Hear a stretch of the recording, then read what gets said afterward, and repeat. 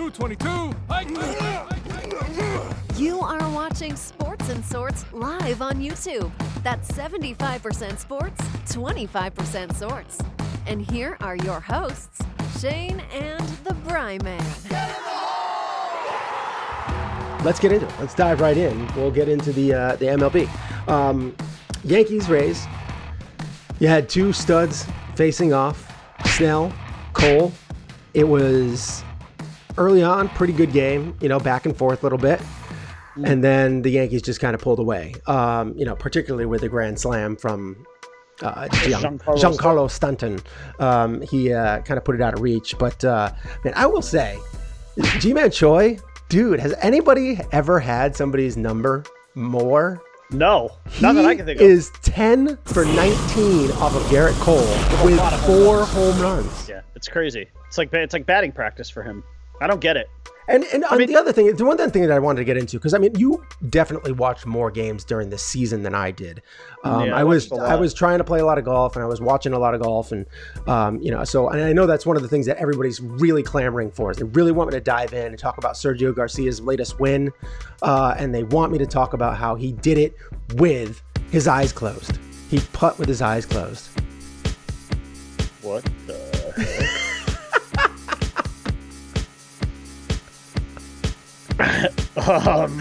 Okay. Somebody's singing along. Nice. Yeah. Alrighty then. Anyways. Wow. Okay. Comments. Sometimes the comments are hilarious. As far as Choi goes, I don't know what to say. I mean, he literally does have Garrett Cole's number. I mean, it's like you would actually think he might know what pitchers are going. You'd think this was like an Astro situation. But I want to say to you, this is what, because like I was saying, you definitely watched more. You watched more games during the regular season than I did. This whole year with sports has just been kind of so weird to me that I've been having a hard time. I've just been having a really hard time getting into it.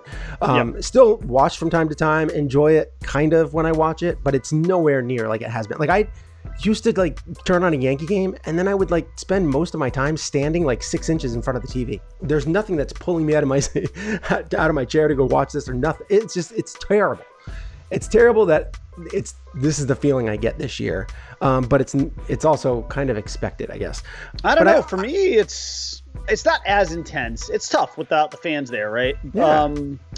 But I will tell you, I was into last night's game quite a bit. I was. Yeah, I mean, you can get into it. It just doesn't feel the same. It plateaus. Let's put it that way. The excitement level does plateau. Now, if they keep going and they advance, I will tell you this. I told my brother and I were talking about this last week, and I by no means am putting the cart before the horse here, because I still think the Yankees are underdogs in this series, as they should be. But I will tell you, last week, I was talking to my brother, and I was like, I said, there's a long way to go for this to happen. I said, but my dream scenario would be to draw the Astros in the ALCS. I really want to play the Astros in the ALCS. I do. I want some fucking revenge. I could see that.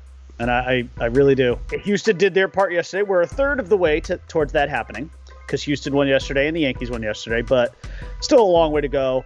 I actually suspect Houston probably will get there. I have no faith in Oakland in the postseason at all, and in any year. I mean, just it's that's like an evergreen comment, because it's just one of those things where you could say that year in and year out about Oakland in the postseason. And Houston, despite what they may have done to get there, certainly does have the pedigree to get there.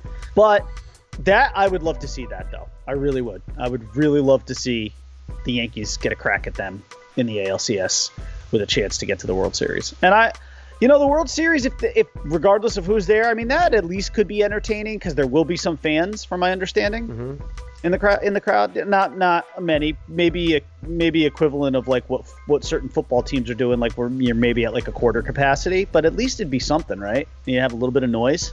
I will tell you, though, that in these NFL games where that's taking place, and I've seen 2 Dolphin home games where they've had 13,000 fans in the stadium, you're not picking up a lot. I thought it would be louder, because I thought those fans would be louder, just because they would be excited to have some semblance of normalcy, but not really. It's hard to pick up. And actually, because of all the piped-in noise that they do with these games, it's kind of hard to distinguish. I don't really know the difference. I'm getting so used to piped in background fan noise that if you get like a real outburst from actual fans, I kind of can't discern it from, I can't distinguish between fake and reality right now. Yeah. It is a weird, let's be honest. This is just a weird year.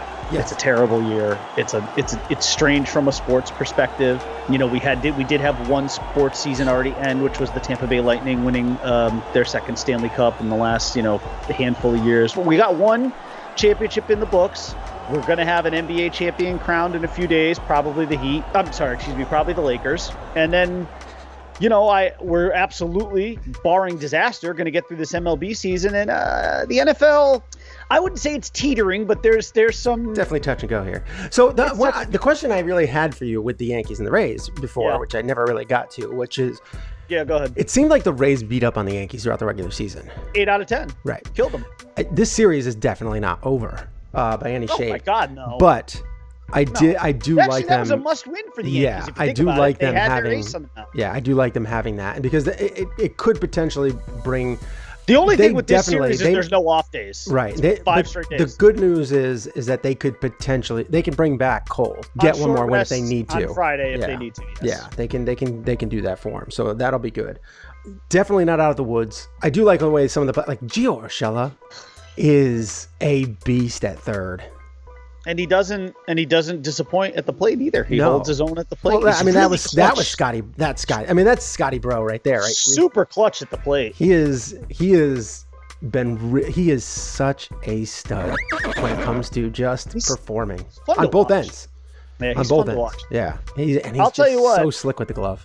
In the future, as far as I'm concerned, put a blank check in front of DJ LeMahieu and then sign Gio Urshela to, because now Gio Urshela, like LeMahieu, have given you 2 years where they've clearly shown they can thrive in New York. Yes. And thrive through a pandemic, which is unbelievable. Yeah.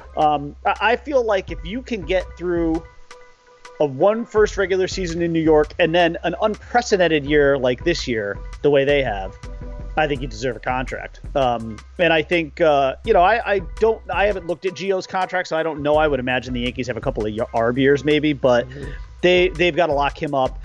And like I said, I mean, essentially, I would say for LeMahieu, you tell me if you agree with this, a 3 or 4 year deal in the realm of $20 million per. Yeah. So 3 at 60 or 4 at 80. I think you could do. I think 3 years would probably be good, maybe with an option. 3 at 60 with an option. Yeah. By then he's going to be a little old. I mean, he's not a big home run hitter, but 35, right? He'd be 35. Yeah.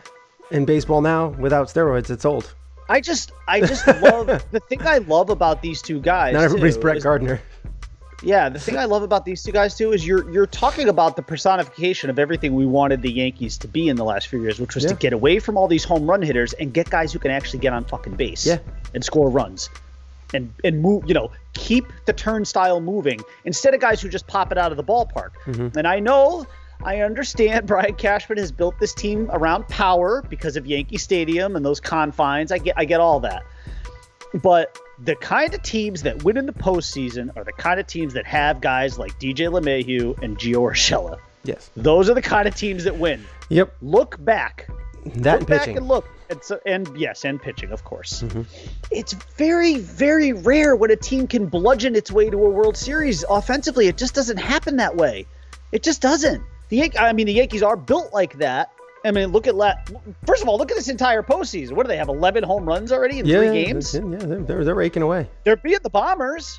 Somehow, magically, that switch flipped on, and I don't know how, because it really... I don't ask the questions. Just ride the wave. Just go with it. Right? Yeah. Just go with it. Yeah, I don't know. It's been good so far, but yes, this series is very far from over. The Yankees draw Tyler Glasnow tonight. He's tough. If he's on, he's tough. I am very fascinated, though, especially with the pressure kind of being off, because really you had to win game 1 if you're the Yankees. You don't need to win game 2. But what I think is interesting about tonight is to see what Davy Garcia gives you in his first postseason start. He has been compared up and down to a young Pedro Martinez, right down to kind of even his looks, certainly his size. Mm-hmm. He's diminutive at best. So he'll give you a solid 100 pitches. I mean, look, I'm really fascinated to see what he gives them tonight. Yeah. I mean, this is as high stakes a situation as you can get. So far, ironically, everything that Aaron Boone has done this postseason has worked. We'll see if this move works. It's an interesting move because you would think you would put Tanaka in this spot, right? Put your number 2 up against their number 2, but the number 3, that game 3 is game 3, right? And that's why you want Tanaka in game 3, right? Because that's the game with his postseason prowess. He's the guy you want on the mound. Yeah. I would say just as much as you would want like a Cole in that kind of situation. Mm-hmm. You want Tanaka there. And by the way, I will not hold Tanaka's performance against the Indians against him. That game was just all kinds of fucked up. Yeah. First of all, rain delay. As soon as that happened, I knew that's not a part. Yeah, he needs so he comes back from the delay, has the terrible rest of the bottom of the first, but then the next 3 or 4 innings, well, he got back into his routine. Yeah, right. He was okay. I will not hold that performance against him whatsoever. No. All right. So that was our the state of the Yankees. And then we will get more into the Yankees as this whole thing unfolds. If we can do another show during the week or something like that, if scheduling permits, we'll get it on for you. But if not, then we'll see what we can do. All right, so let's get into a little NFL. We can get into real quick. Buffalo Bills 4-0 start. They have been playing very well.